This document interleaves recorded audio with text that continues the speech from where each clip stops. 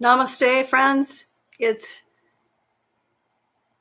Abigail Anthony going live about women's HERSTORY.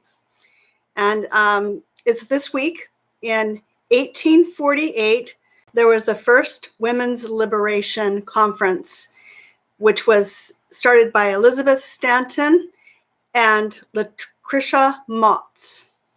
They met in 1846 to go to a anti-slavery conference in London with their husbands. They were not allowed admission because they were women. So these women actually, some of them started a group called the Quaker Women's Group, and then they, met. The Quakers are cool. They love women, and men and women are actually considered equal in Quakerism. I'd be a Quaker, but it's just not my shtick. Anyway, going on, they started this, and from this came the first women's conference in 1848 of suggesting that women should be liberated from basically being domestic slaves. Because what happens, y'all, is back then, women were considered to be property of men, of their husbands or their fathers. Okay, seriously. So if you didn't like your master, you'd be lucky to get away with the clothes on your back and had no right to your own children. Seriously, no shit. Okay. Fast forward to 2021, women still don't have equal rights. Seriously, WTF, right? No shit. We have not recorded the 38th ratification of the state of Virginia. Merrick Garland has not done this. Meanwhile, the expiration date for ERA is now waiting in the Senate, the removal for the expiration date. The vote has not gone forward. We need 7 votes from Republicans to eliminate the deadline on the Equal Rights Amendment that Lucretia Mott and Susan B. Anthony fought their whole lives for. And Susan B. Anthony gave her whole life for that. And that was that women and men are created equal. That's it. Equal. That's it. Doesn't mean we're the same. It just means we're equal. And if we're going to save humanity from ourselves, we need to partner. So we need to have ERA, equal rights for women, and kindness and love for all. There's so many reasons for women to have equality in our country.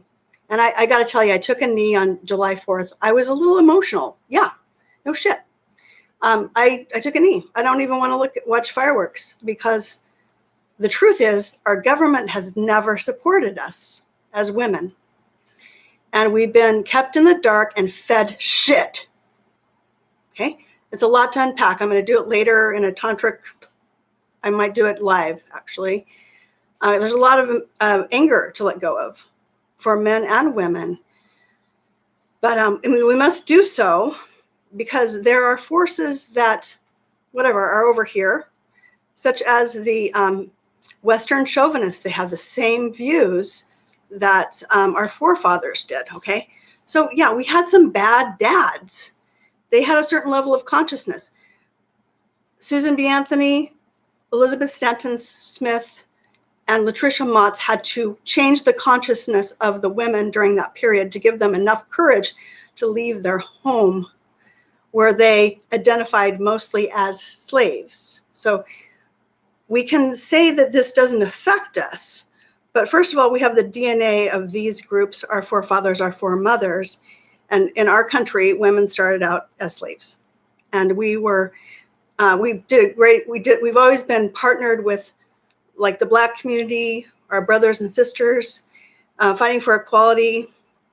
But the low-hanging fruit right now is for women to have ERA. And this would be agreed to Ruth Bader Ginsburg. That's the last thing she wanted. So raise awareness, contact your Republican senators and ask them to vote for ERA. This is not being talked about because someone's ass is more important, seriously, okay? All right, so anyway, Seneca Falls, 1848, fast forward to 2021, we have still not met our goal which is women are and men are created equal, all genders, right? Okay. So Seneca Falls, learn about it. Check out the simple video in my show notes. Okay. Namaste, y'all.